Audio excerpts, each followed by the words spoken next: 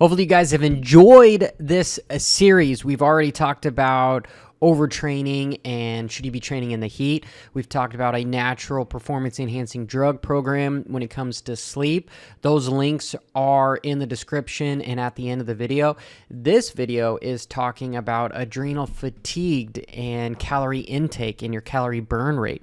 How much should you be actually eating? Because, you know, there is a correspondence between, hey, I need to have clean food and then I just need to have a lot of dirty food, like dirty bulking type stuff. And then I've even had riders that I've talked to that don't even want to eat because they can't have accessible clean energy, so therefore they've got this weird relationship with food. So this is a good conversation. Hope you guys stick around. And this is with Coach Robb Beams. He is my trainer who's helping me with the Ironman, and man, I wish I had him helping me when I was really trying to go fast being a professional motocrosser. So coulda, woulda, shoulda, right? The older I get, the faster I was.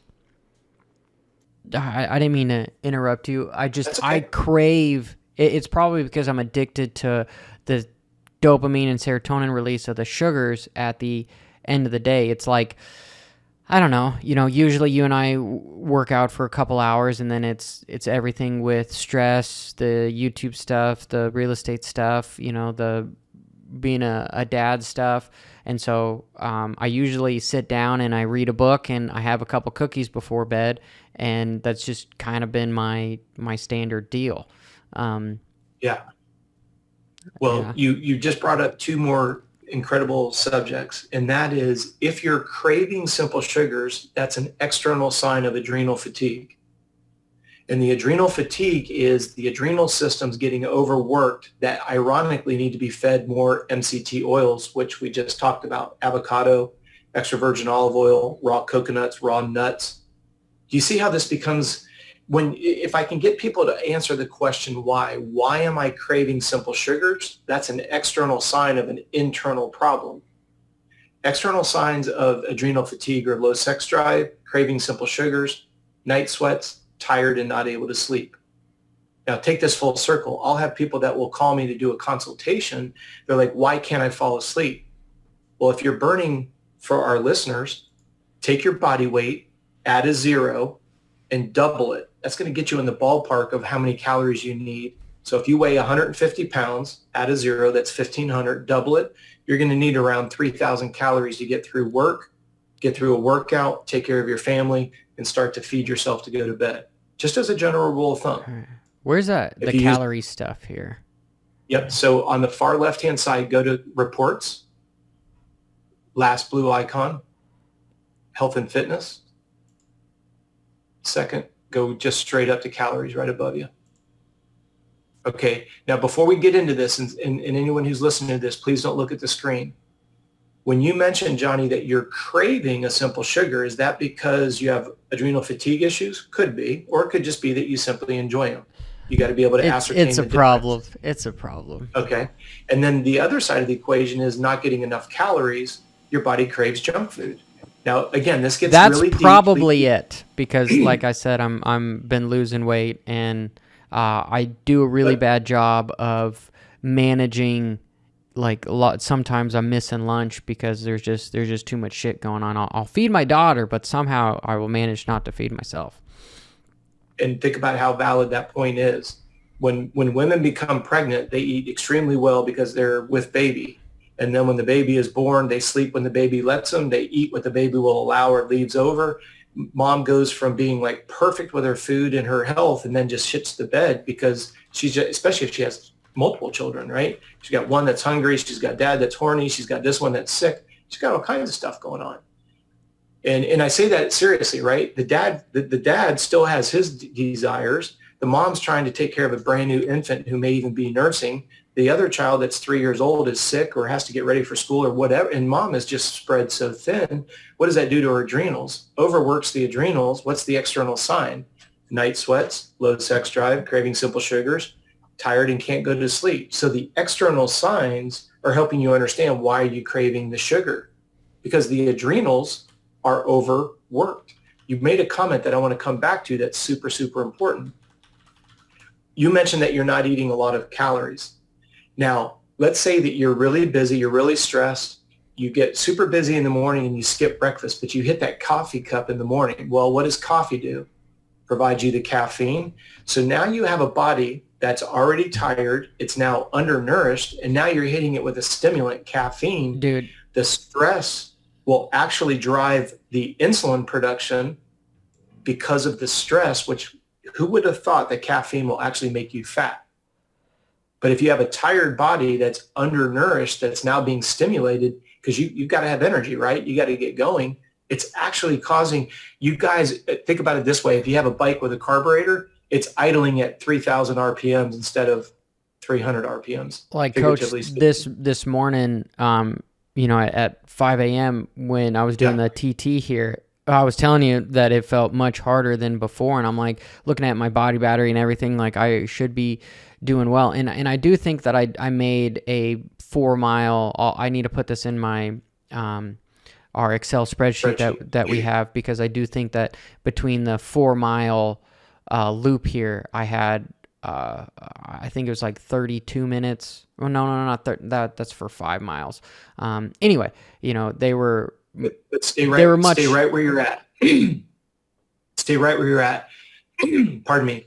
Go straight up. Look at the calorie burn rate. 442 calories on an empty belly for 36 minutes. Now, for those of you that ride moto, that's a 30-minute moto right there.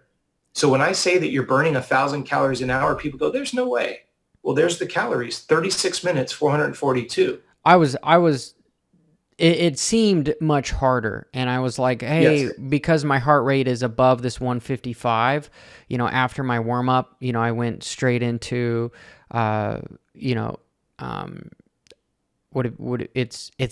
not total anaerobic, but I went from burning fat to then starting to burn calories. And from 10 minutes in, it felt much harder. And, we had this conversation before this started, is that it's because, hey, I was running on not that much sleep, like 5.5 hours of sleep, and then I've got no calories in me whatsoever. And then before we started, which is the primary food source that my body is using at this level of heart rate. And then as soon as we got back here, the number one thing that I was craving was caffeine before we started this meeting.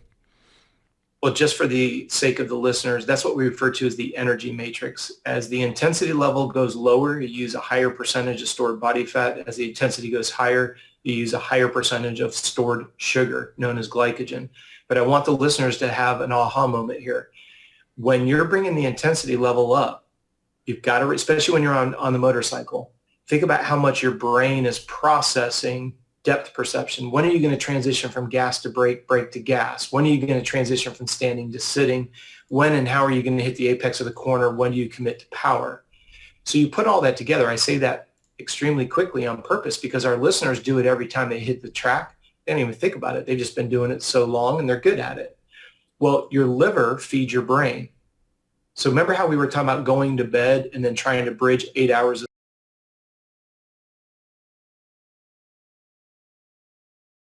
Johnny, I want to go back to calories. So on the left-hand side of the screen, go all the way down to the blue icons again, big black box, scroll down. Go to reports, very last blue icon, health and fitness, 1 up, calories. And I want you to go to the race. Or no, excuse me, let's stay, since like for you at home right now is what, 7:20, 7:30? Dun, dun, dun. Wait, this one?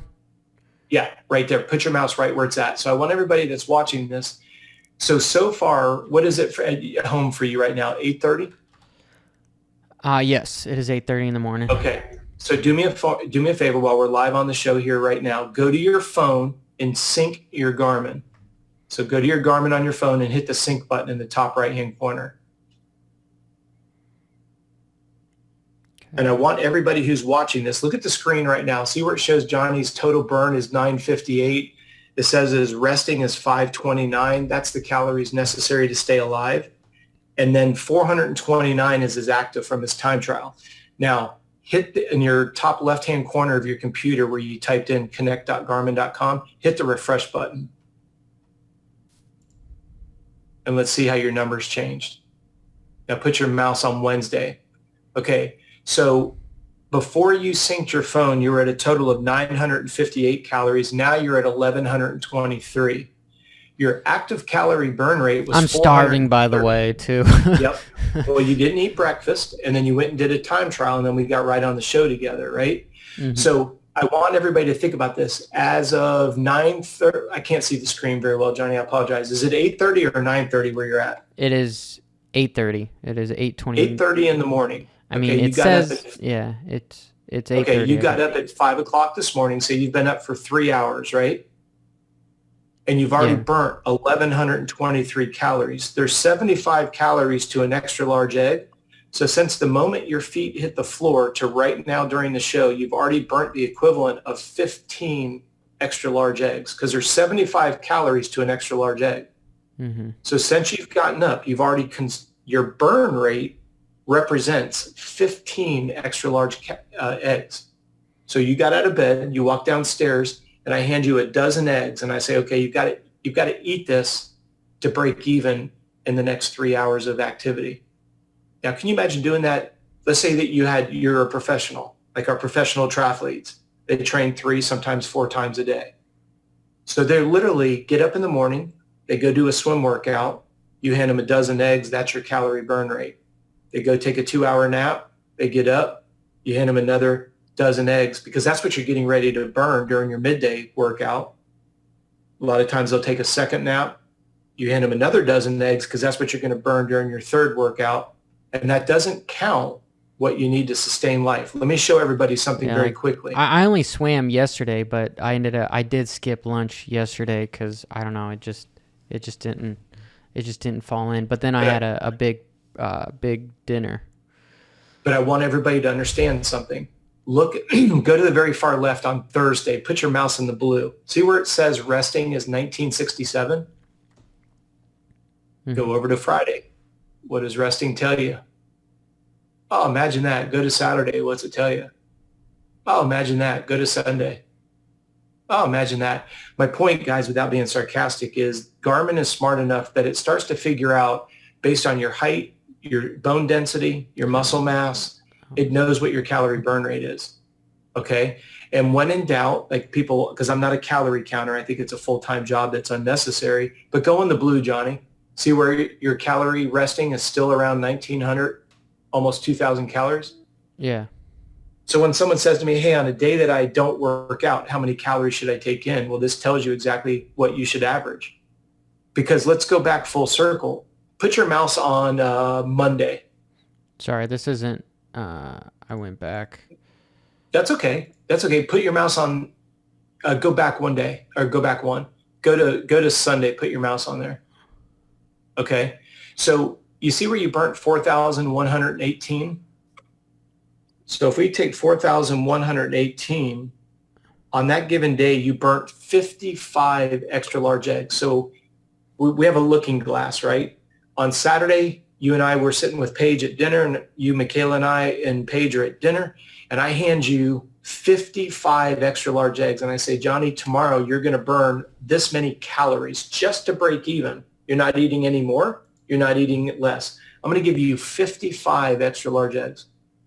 When people start to put that into a quantification, this is where, when you look at your accurate calorie burn rate, it creates an epiphany for people, because they're like, wow. We talked a lot about stress driving up cortisol. Cortisol drives up body fat.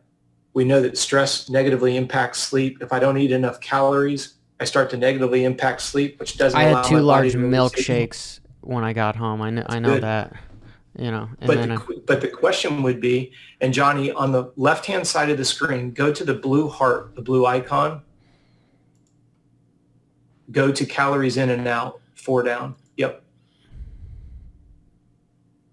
And this is a very simple report. If you look at that little blue box, see where it says Connect My Fitness Pal? Mm-hmm. So if you're willing to and it's a free app, it's My Fitness Pal by Under Armour. If you're willing to put in what you eat per day, this little simple report will help you distinguish if you're eating too much, too little, or just enough.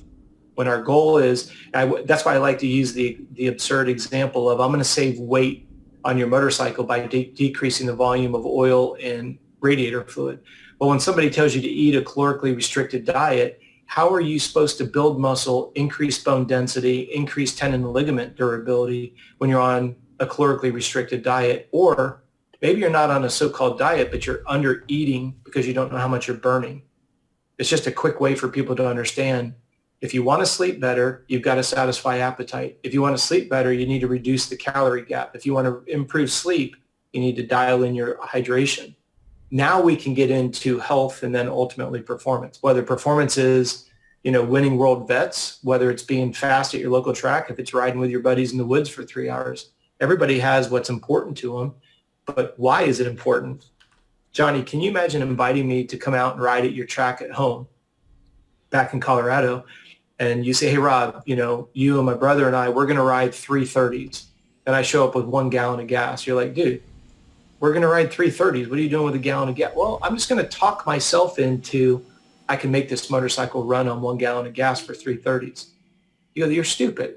You're going to run out of gas. I'm like, yeah, but I'm going to talk myself into this.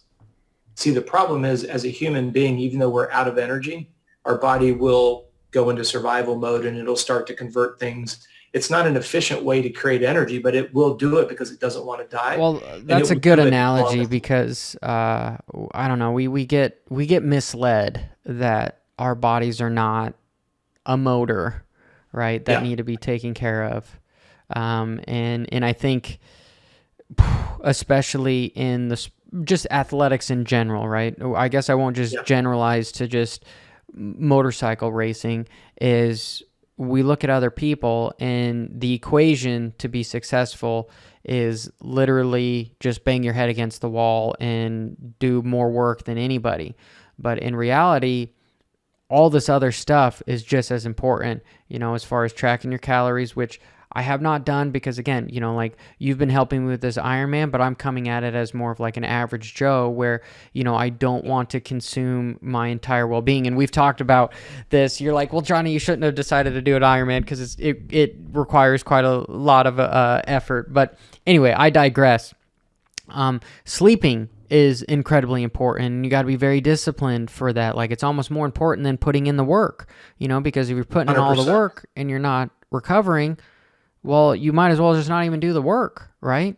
Pause for just a moment. That's where I get onto my mantra. The definition of overtraining is not the work you do. It's the ability to absorb the work that you do. And the only way you can absorb the work is through food and sleep. And as I said earlier, that's where I get the most resistance, ironically. And coach, finish with your thoughts, but I did want to add that perspective. If I'm going to be a dickhead, like the last 5 months of my career, that's why those performance enhancing drugs was the be all. Like I was up against the wall with history with my dad and, things going on with family and relationships and all sorts of stuff. It was a gnarly deal is why I decided to do it. But it enabled me to recover. Like I could continue to put in massive amounts of work and I wasn't tired. I could just put in more and more massive works. And yes, that eventually led to some, I ended up getting really hurt and blah, blah, blah. I really didn't get to see the effects of long-term use of doing that stuff because it was working so well. It was like a Band-Aid now that I'm older and I've been working with you to understand, like I said, you've helped me with my VO2 max go up 5. You've helped me with my, my Maffetone stuff, the ability for my aerobic system to put on so much more work and really enjoy doing it to where like I can hold a conversation and still run 8-minute miles. I've never been able to do stuff like that before. My ability is way inhibited with my foot drop and all sorts of different shit. Right. And so I just wish that I had you when I was racing, when I was in my early 20s to kind of smack me out. And I probably wouldn't have felt like, hey, the only way out for me is to try to do the drugs because I ended up becoming way fatigued. Every race that I remember, every national that I remember going to, I was way overtrained and then I was driving 16, 17 hours and then you show up and you're like, I'm supposed to put down a 200% effort right now. Like that is not happening, but I'm just going to bang my head against the wall because that's what you do. And it just, it's unfortunate to now realize how much I hurt myself rather than just getting the proper information. Like, one of the quotes that I love is that the best experience is not your own. Meaning, why should you have to go through all the shitty stuff? Why do you have to be, if Thomas Edison made a light bulb, why should you have to go through a million iterations to find your own light bulb when you could just go straight to the source and be like, hey, Tom, how do you do this? And he's like, oh, you do it like this. You save so much effort, so now you can build off and spend all those thousands of hours to progress. And that is really the key, and that is why I'm having you on my show, and why everyone should know that this performance analytics, this is not bullshit scientists. This is years and years of study, and you just need to adapt it in a way that makes your life easier. It doesn't inhibit your life. It literally makes your life easier. That is the whole point, and that's why you hire a coach. And so many people hire a coach for the wrong reasons. And you really make things easier on people. So I do appreciate you. However, I am super, super jealous and bummed that I did not have you when I was really trying to not just participate, but when I was trying to be at a top tier level, because it would have made a huge, huge difference. No, I appreciate the kind words. If you think about your beautiful wife, Paige, she's not reinventing what they know about medicine, right? She's doing rotations. She's reading books. She's reading articles. She's listening and reading clinical studies.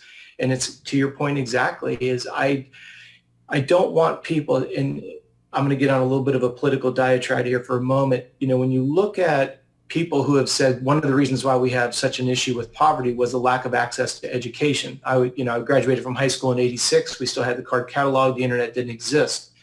Now we have a proliferation of information, and now there's so much misinformation out there. It's done nothing but create more confusion when somebody wants to get healthy, when someone wants to improve athletic performance. That's why I always say it is not about me. It's not a Coach Robb preaching sermon. I'm not going to argue with the principles of physiology and nutrition, but what I want to do is make it understandable. That's why I said earlier, if I can get people to understand, why does the body respond the way it does to exercise, heat, exhaustion, nutrition? How does it adapt through sleep? What does it need to improve sleep? I didn't create it. I try to make it a little bit more digestible from a conceptual standpoint.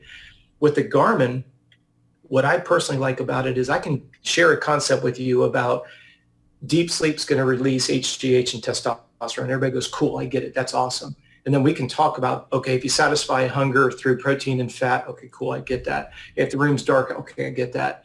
Well, then how do we evaluate if what you're doing is or is not working? I say with all my clients, testing is only designed to validate that what you're doing is working. That may sound a little textbook cliche-ish. Yeah, you got to back test it a little. Yeah. My whole thing is, and I've said this on my own public podcast, so I apologize, it's redundant if you've already heard it. We have no way to measure confidence in the human body.